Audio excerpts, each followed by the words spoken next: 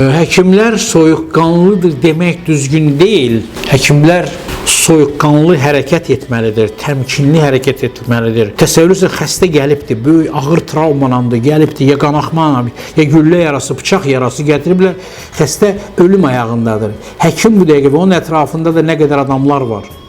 Həkim bu vaxtı soyuqqanlıqla hərəkət edib, onlara fikir vermədən öz işini görməlidir. Əgər həkim də onlara qoşulub başlasa, onlar ağlayır, həkim də ağlasın, onda deyəcəklər, həkim istiqanlıdır.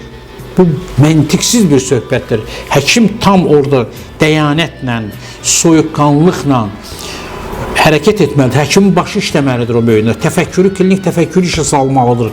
Mən neyniyim bu situasiyada bu insana maksimum kömək yaradım. Əksinə o insanlar həkimin normal işinə maneçilik törədirlər. Bax, belə şeylərdə deyirlər, həkim soyuqqanlı. Bəli, həkimlər soyuqqanlılıq deyil, təmkinlə, ağılla, emosiya qapılmadan işlərin ötəsindən gəlməlidir. Bunu bəzi adamlar soyuqqanlı kimi səciyyələndirir.